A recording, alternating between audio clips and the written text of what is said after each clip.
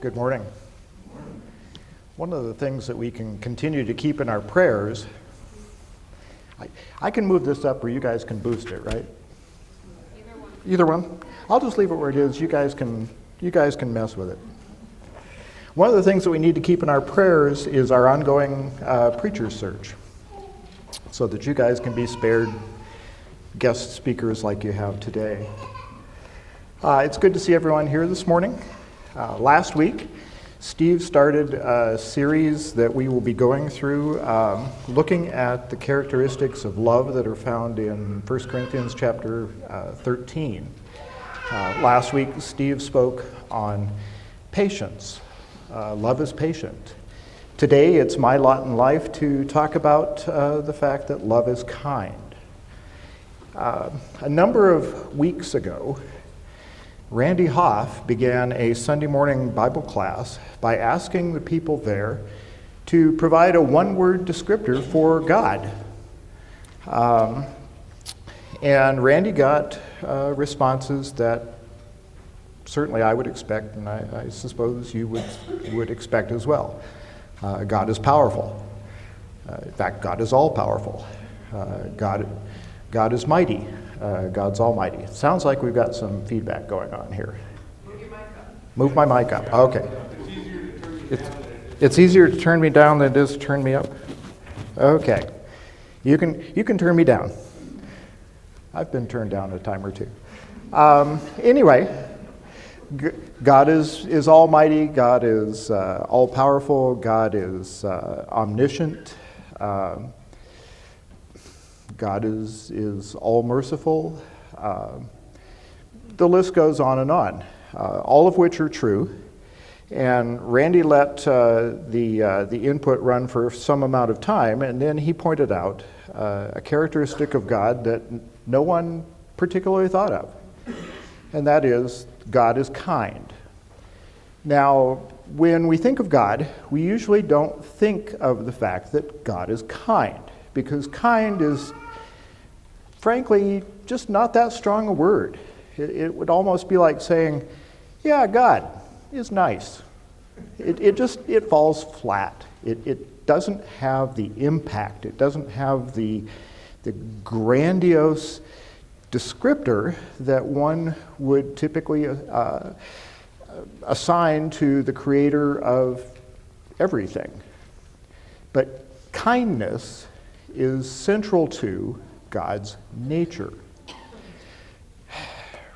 Steve pointed out that when we think of patience, we don't necessarily think of patience in terms of a biblical definition. And he provided us with a different way of thinking about that word last week. I would like for us to take perhaps a more biblical look at the word kindness. God is kind. Love is kind.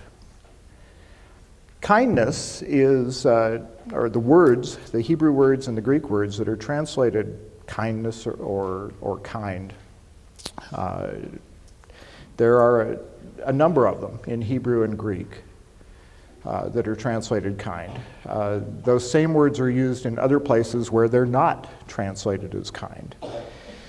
One of the words in Hebrew and one of the words in Greek that are used most often have a connotation associated with them that we, at least I, usually don't associate it with kindness. And that is, there's a concept of reaching down, bowing down, bending down, and lifting up. Kindness reaches down, takes hold of, and lifts up. Kindness builds up, kindness adds to, kindness enhances. God reached down literally into nothing and created everything that we see around us, an act of kindness. God reached into dust and lifted up life, an act of kindness. God sustains that life. We're told that God brings rain to the just and the unjust.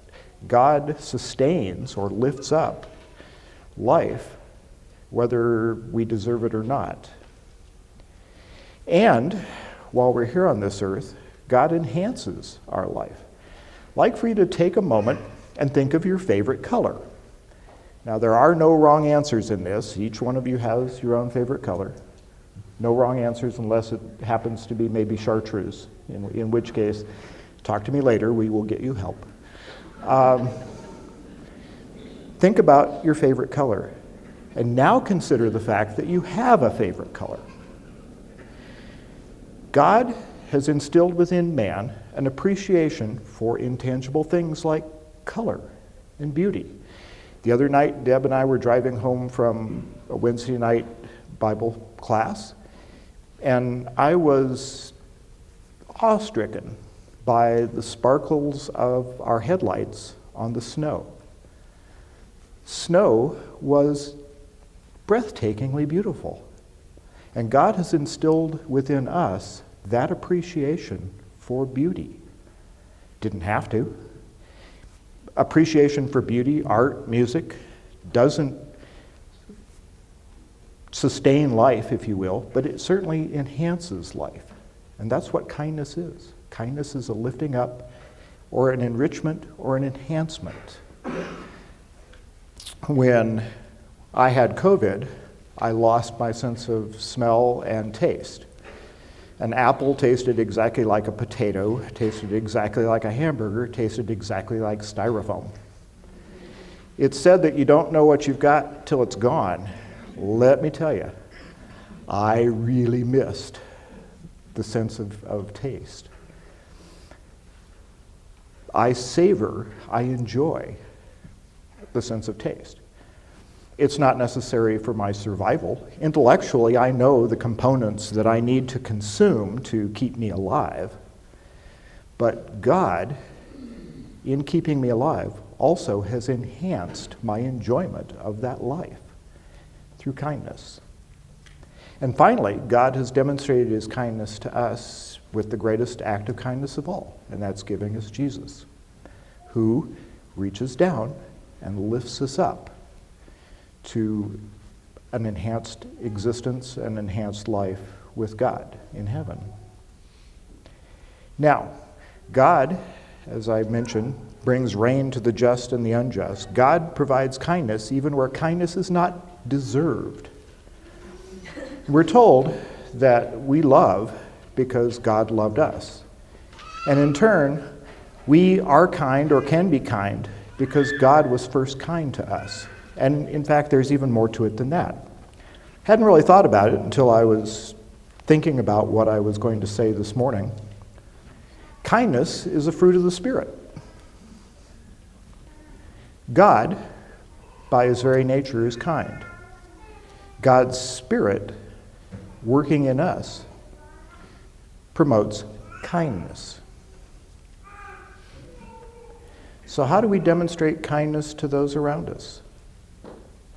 The day that Randy Hoff presented a powerful lesson on kindness and the nature of God, I followed with a sermon on good works. It's our responsibility as Christians to do good works, not to the end of salvation, but rather to bring glory and honor to God. And by showing others the glory of God through our good works, we can, in effect, demonstrate kindness. When I spoke about good works multiple time frames ago, I intentionally and purposefully left something out. And a number of you noticed it because you talked to me about it afterwards. I spent a few minutes pushing the idea that we should, as our duty as Christians, be out there in the world making it a better place for people to live, helping those in need, meeting needs whatever they were, primarily focused on the physical, because often we recognize our duty as Christians to spread the gospel, to talk about Jesus, and we often overlook the fact that we have an equal obligation to meet the physical needs of those around us. But I ended that lesson by just saying, the lesson is yours as we stand and sing. I omitted purposefully that part of a sermon that we typically call the invitation. And I did that thinking that I would be back in the speaking rotation again fairly quickly. And I did it to set up or to sort of segue into another message that I wanted to bring to you. And that is, as we are going through this life, practicing good works, we are falling short in our obligation. We're falling short in our duty if we are not spreading the gospel, if we are not issuing invitations to those around us, if we are not bringing people to God through Jesus, and providing opportunities for people to know about God's love and God's kindness. I'd like to point out something specifically about God's kindness in Ephesians chapter 2, verses 4 through 7.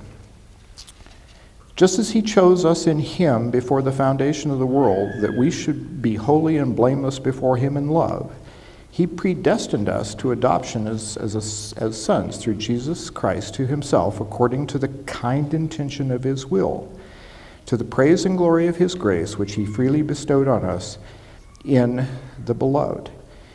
Verse 7, in him we have redemption through his blood, the forgiveness of our trespasses, according to the riches of his grace, which he lavished upon us in all wisdom and insight. The word there that is translated according to the riches of his grace, or that phrase, is actually according to his kindness.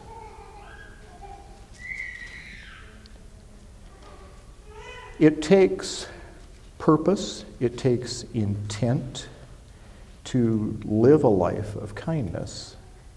Kindness shouldn't be something that we do like an act of good deeds. It should be a part of who we are, just as it's a part of what God is or who God is. Kindness doesn't have to be something that is dramatic.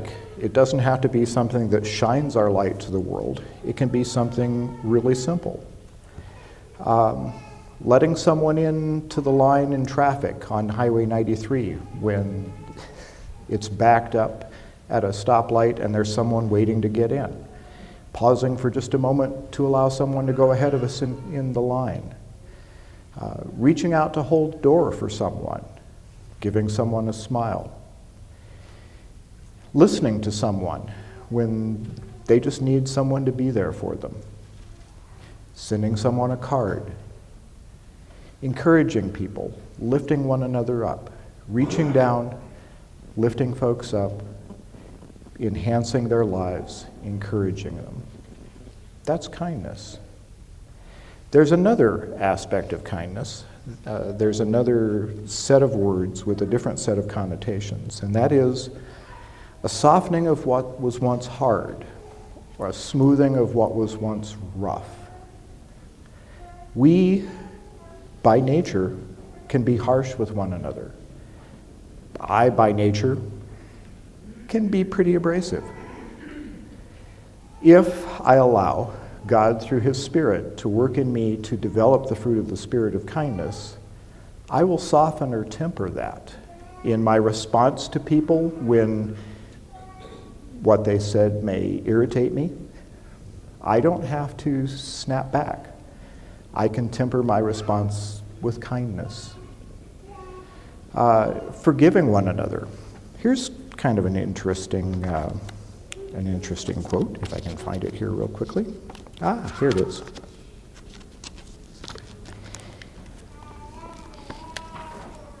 Ephesians chapter 4, verse 32.